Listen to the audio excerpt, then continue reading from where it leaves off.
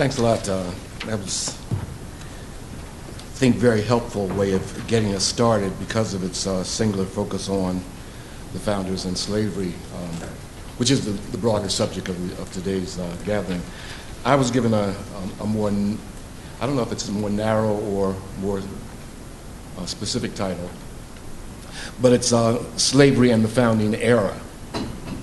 And what I've chosen to do is to hopefully put the founding of the U.S. nation in the context of a larger process of, if you will, founding that took place during the colonial era. In other words, to put the United States in the context of a historical process that started with Columbus's voyages and that, quite frankly, the United States was a late comer to. So that's what I propose to do in my presentation, and to talk specifically about slavery and the slave trade as they related to those two things. Now, 25 years ago, I published a book entitled Thinking and Rethinking U.S. History. The book reported the results of a research project that I and a colleague had been engaged in for an organization called the Council for Interracial Books on for Children.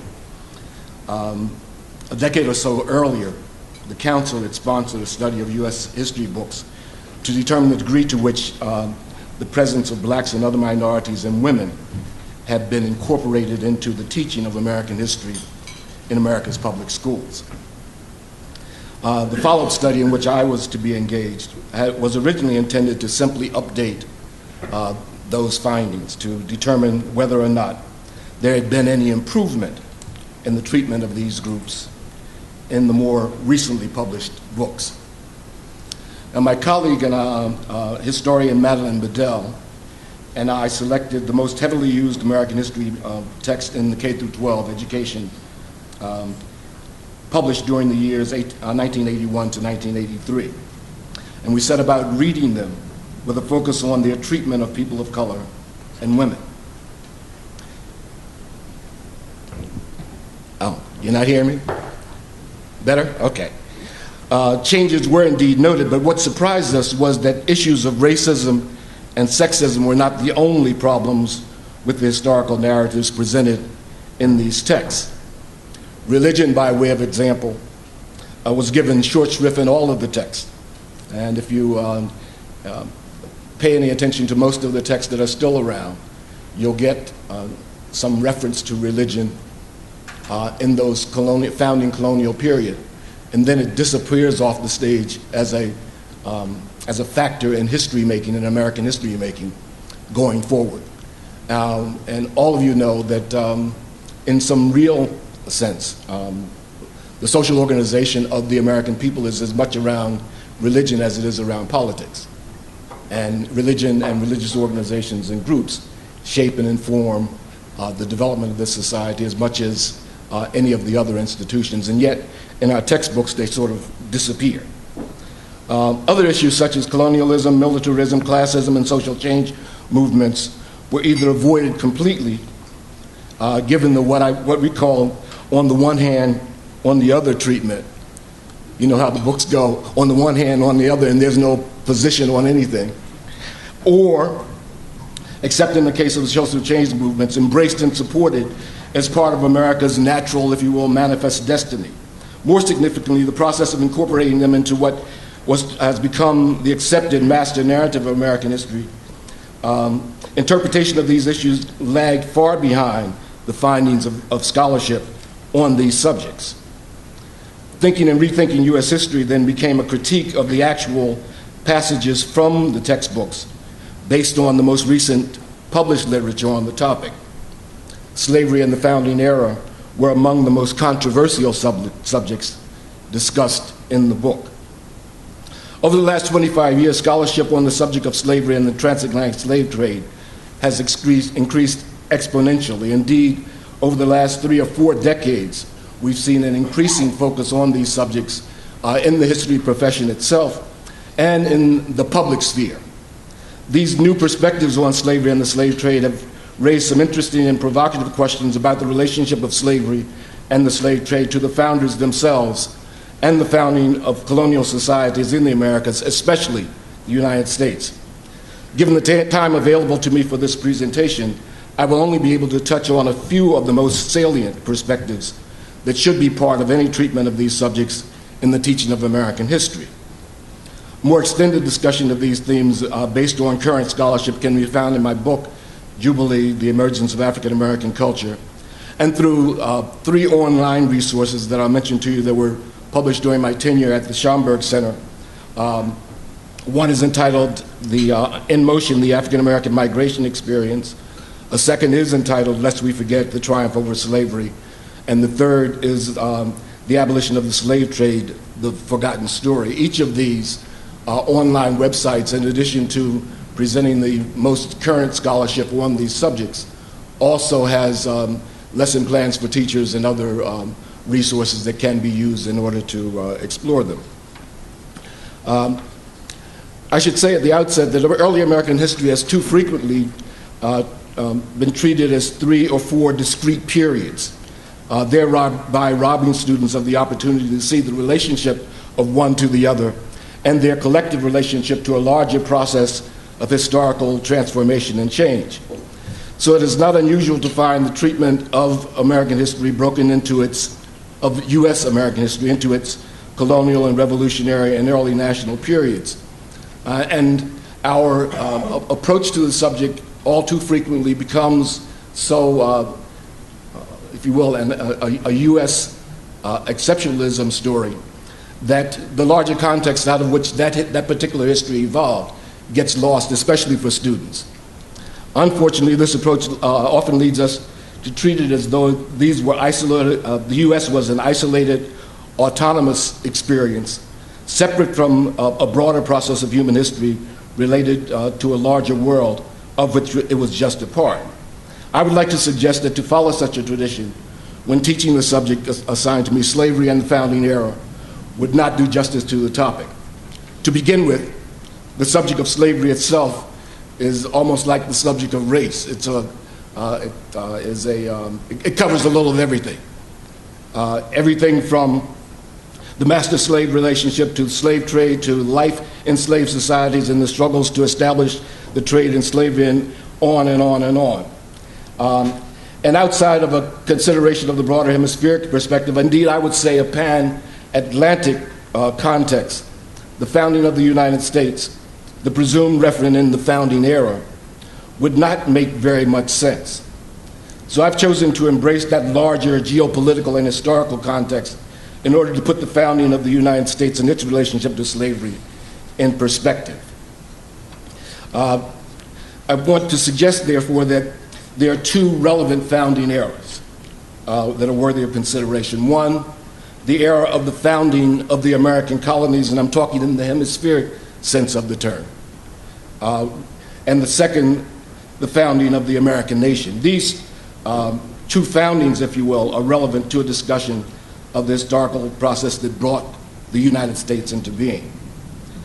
Now, the founding of the American colonies was part of a larger process of European colonization of the Americas that began almost as soon as Columbus got back to Spain and reported that he had discovered America. Soon after, he staked Spain's claim to the entire New World, to all of the Western Hemisphere. Portugal, first of all, jumped in and said, we want some. And then, the next thing you know, England and the Netherlands and France were all sending out expeditions to try to lay claim to some of these newfound lands across the Atlantic. The gold and silver found there that Spain brought back to Europe were the first objects of these European expeditions. These initiatives were followed by efforts to establish settlement colonies and engage in other economic enterprises. Foremost among these were large-scale agriculture to produce products for the European market. Beginning in the early 16th century and extending well into the American Revolutionary era, the leading states of Europe fought with each other and sought to turn the lands and resources of the Americas into new sources of capital and central factors in the development of their respective national economies. And central to the development of the pan-Atlantic economic enterprise was the transatlantic slave trade and the enslaved African labor that undergirded these new world colonial economies. Enslaved African labor was involved in all aspects of these major colonial enterprises. And the economic foundations of most of the European colonial societies in the Americas rested on the backs of the enslaved African laborers, the products of their labor, and the transatlantic slave trade. Now, a few words about the transatlantic slave trade. It was central to the peopling of the Americas. That's the first point. The transatlantic slave trade was central to the peopling of the Americas during the colonial era. Between 1492 and 1776, or roughly the first 300 years of what is commonly called the European colonization of the Americas, 6.5 million people crossed the Atlantic and settled in the Americas, North, Central, South America, and the Caribbean. Of those pioneer inhabitants of the European colonial societies, in this founding era, this founding colonial era, only 1 million were European. The other 5.5 million were African. I need to repeat that. Of the original 6.5 million people who crossed the Atlantic and settled in the Western Hemisphere, only 1 million were European. The other 5.5 million were African. Now that simple demographic fact suggests a couple of things. First of all, suggests that we don't know very much about the founding of the Americas. And second, we don't know very much about, as a consequence, very much about the foundations of this society and the Western Hemisphere in which we live, because the majority of the people who were making and shaping that history have not generally been a part of that historical narrative. That's one. Though the slave trade was officially abolished by England and the United States in 1808, the slave trade to the Americas continued well into the 1860s. Over the course of its more than 350-year history, it is estimated that 12 million enslaved Africans boarded ships headed for the Americas. While many Americans in the United States believe a significant percentage of the 10 million survivors settled in the United States, the truth of the matter is that a very, very, very small percentage of them actually were destined for these United States. Estimates of the number of enslaved arrivals to the original 13 colonies in the United States range from 350 to 450,000 of the 10 million. No more than 450,000. A very small percentage of the 10 million survivors of the Middle Passage. Significantly, by 1860, these 350 to 450,000 original African pioneers in the United States had increased to a population of more than 4 million, a tenfold increase. Why was this the case? Because the African American population was the only enslaved African population in the Americas that reproduced itself during slavery. And this is in part because the black population in the United States was the only population in the United States where there was a one-to-one parity between men and women in the slave population. In most of the other Caribbean and South American colonies, the ratios were anywhere from 4 to 6 to 8 to 1, men to women, which reduces the capacity to do much reproduction, and certainly to reproduce the whole group. Where then did the majority of the enslaved Africans in the Americas go during the founding era of American colonization? By far, the single largest recipient was Brazil, where over 3.8 million of them ended up settling.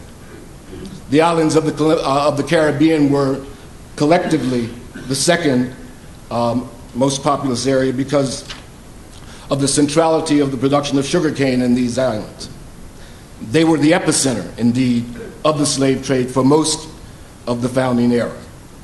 And today, Brazil has become the second largest African-descended population in the world, second only to Nigeria. Estimates are somewhere in the neighborhood. We tend to think of the African-American population in the United States as the largest population, or one of the largest.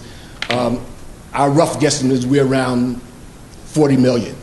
The Brazilian population, the African population in Brazil, is somewhere between 80 and 90 million.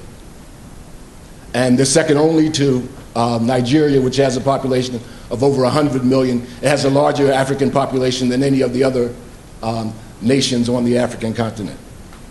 While enslaved Africans were engaged in virtually every aspect of European colonial society building, the vast majority of them were captured and sold into slavery to work in a variety of plantation economies. Significantly, virtually none of the products produced on these plantations were human necessities.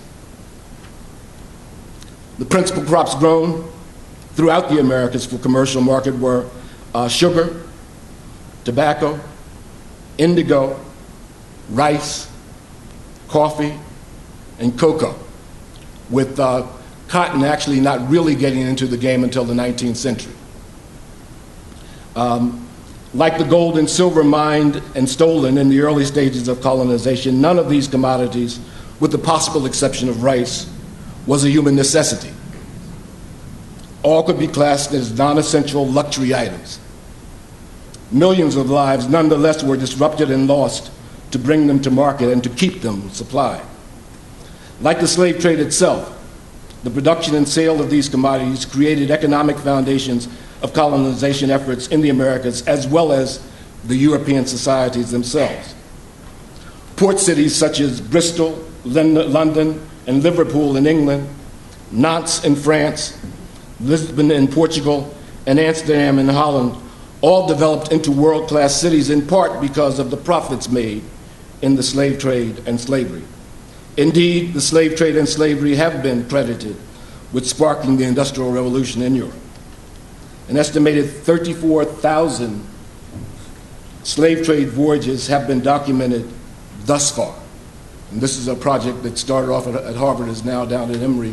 They've been actually gathering data from all over the world to try to document how many slave ships sailed, who was on them, where they slaved from, where did they go. There's a website that has captured the data on those 34,000 voyages thus far, and you can Google it. I'm forgetting the name of it now, but it's something that's accessible as a database that you can work with, and you can have your students work with as well.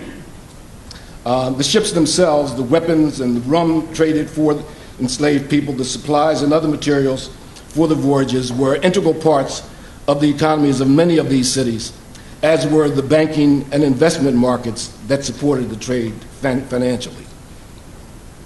Slavery and the slave trade were also central to the development of the original 13 colonies of the United States. The nature of the enslaved African presence varied depending on the nature of the economics of each colony. Roughly 2/3 of all of the Africans brought to North America prior to the abolition of the slave trade in 1807 were concentrated in two regions, the Virginia and Maryland, which is commonly called the Tidewater region, and Georgia and South Carolina, the low country regions of Georgia and South Carolina. They grew tobacco in the Tidewater region and rice and indigo in the low country. Bantu-speaking people dominated the low country residents, but they were joined by people from Senegal, the Gold Coast, Sierra Leone, and the Bight of Biafra in the Windward Coast. Africans from the Bight of Biafra dominated the African population in the Tidewater region, with Senegalese, Bantu, and Gold Coast Africans making up the bulk of the rest. Why is this important?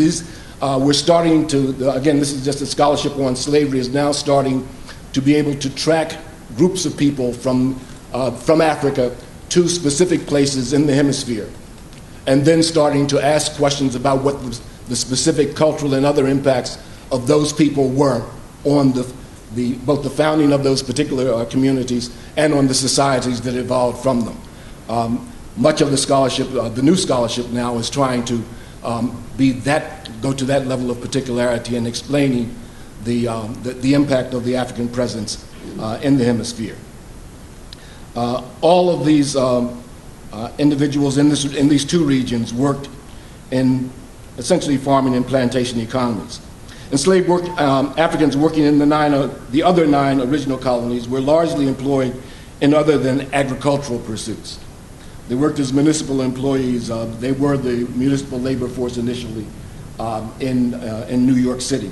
They worked as road builders and custodial workers and teamsters and domestics and small-time farmers raising food and that kind of thing. Though part of these colonial economies were not as central as those employed in the plantation and farming economies of the South, they were nonetheless important parts of the colonization process. We should always remind ourselves and our students that slavery as an institution did not begin with the transatlantic slave trade, and Africans were not the only peoples enslaved in the course of human history. Slavery was practiced in human societies throughout the world, dating back at least 3,000 years before the Christian era. Slavery has existed in Africa prior to the transatlantic slave trade, but it also existed in Europe and Asia and the Americas. During the founding era of the colonization of the Americas, slavery was considered to be both moral and a normal part of human societies. There was nothing particularly problematic about it in people's conscience. It's what happened in societies up to that point in time. What is important for our purposes here is that the seeds of the eventual abolition of slavery and the slave trade were planted during the founding era, and specifically during the founding era of the American nation. We're familiar with the roles that Montesquieu in France and the Quakers in the United States played in calling into question the moral and ethical bases of slavery and the slave trade. We also know that the anti-slavery sentiment grew especially in the northern colonies during the period of the Revolution and after. The continuing growth of this anti-slavery and abolitionist sentiment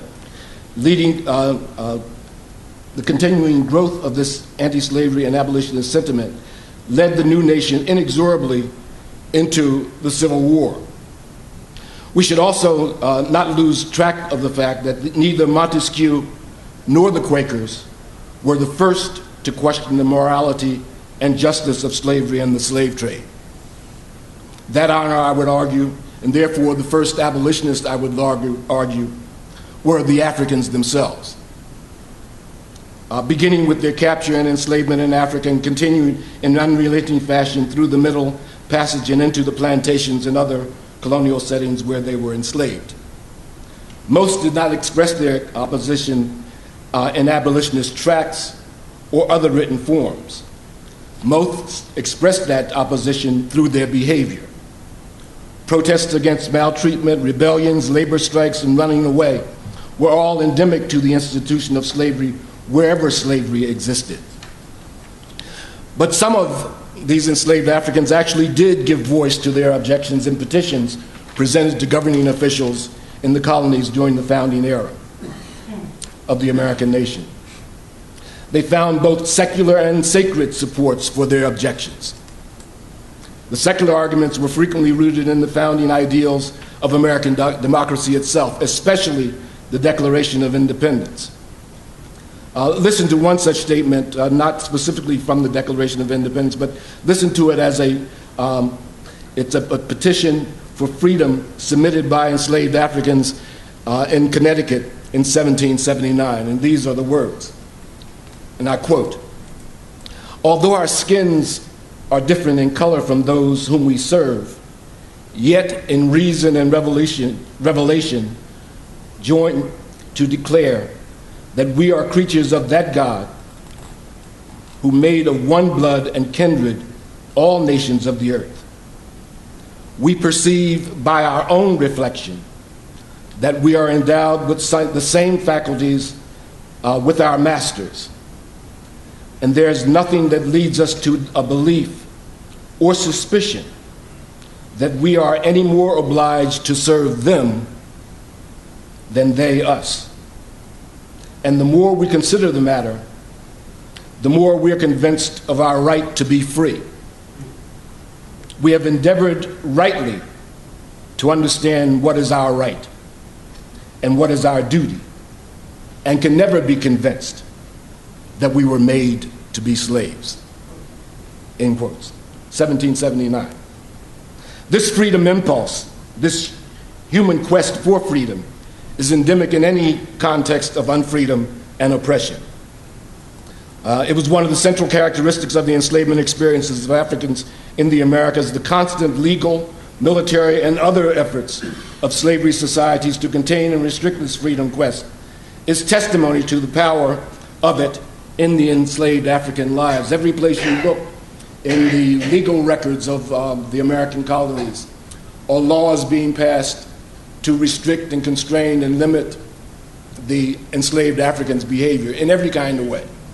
If more than 3 of them show up on a corner, that's illegal because they might be conspiring to do something. All kinds of laws written to restrict, constrain, and control that enslaved African, and ultimately to control that freedom impulse which is there. Indeed, it was and remains the central theme in African history, African American history, this struggle for freedom, this quest for freedom. This brings us to the question of agency among enslaved Africans in slavery societies. Much of the narrative on the experience of Africans during the slavery era has focused on their victimization, the diverse ways in which the enslaved Africans were oppressed, exploited, and brutalized during slavery. While it is necessary and important to chronicle these dimensions of the slavery experience, for far too long, these victimization perspectives have been treated as though they were the history of slavery experience for people of African descent. Let me say that again. While it is necessary and important to chronicle these abuses and oppression and exploitation experiences of enslaved Africans, for far too long, these victimization perspectives have been treated as though they were the history of the slavery experience for people of African descent. Slavery, as Ralph Ellison, the noted African-American novelist, has written, was vicious and dehumanizing and oppressive and brutal. But he continues, and it's not quite a quote, but I paraphrase, it doesn't follow that the enslaved Africans and their history were simply the sum total of their victimization. Said another way, enslaved Africans, like human beings in any bad situation, were still human. Contrary to one of the dominant myths about slavery, the enslaved Africans were not powerless. No human being, as long as they're breathing, is powerless. Like human beings, they were like all human beings, they were as capable, within the constraints of their material condition, of authoring and shaping their own identities and their own lives, as capable of doing that as any other human beings. One of the most remarkable aspects of the enslaved African experience in the Americas was the degree to which they developed themselves into a new people. They developed themselves into a new people in a context of underdevelopment, in a context of slavery. In the midst of their oppression, exploitation, and dehumanization, they developed themselves. These diverse ways in which they affirmed and reclaimed their humanity and imposed their will on their world is truly remarkable. The ways in which they made themselves active agents in the making of their own histories and their own cultures is worthy of not only recognition and presence, but presence in any discourse about their experiences as enslaved human beings. I'll very quickly say something about this process of self-transformation, if you will, and conclude. Biologically, culturally, and even racially, within one generation, African people who settled in the Americas became a qualitatively different people from those who left Africa's shores. Biologically, culturally, and racially. Within one generation, the people of Africa who settled in the Americas became qualitatively different people from those who left Africa's shores. Now, there's been a tendency, and it still happens in classroom and other kind of settings, for people to think of Africa as a country rather than a continent. And to think of African peoples as a homogeneous group. The racial blinders that we put on ourselves in American society makes everybody black, black, and everybody white, white. And of course, that's not true on either side of the racial equation. The fact of the matter is that African peoples were involved in the slave trade experience, were extremely diverse, frequently as much strangers to themselves as they were to their European captors. Africa indeed was a continent with a multiplicity of ethnic, national groups, and religious groups, and this cultural, religious, and national and linguistic diversity was represented in the populations that were involved in the slave trade. They, upon arriving on these shores, fashioned themselves into new peoples. They brought their Yoruba and Ga and Akan cultural traditions with them. But these aspects of their identities were connected and intertwined with the cultural and ethnic experiences of other Africans that they met here, as well as with the indigenous peoples of the Americas and with peoples of the various American colonial powers. Now, I say this frequently, and I get in a lot of trouble, but I'll say it anyway. The African-American community is likely the most American community in America. And that is true because all of America's people are part of the African-American community. I'll say that again. The African-American community is likely the most American community in the United States because all of the populations of the United States are part of the African-American community. I don't know that there are any European or Native American and probably Hispanic group that's part of American society that doesn't have some relatives in the African American community, and Sally Hemings isn't the only one. Help me out. I say that, and I say it kind of jokingly on one hand, but it's a very, very serious matter, because what I'm really trying to get at is that over the course of that colonial period in the United States, people were passing laws to basically ban relationships across racial lines because they were already going on. They already were there. And for some people's interests, they were problematic.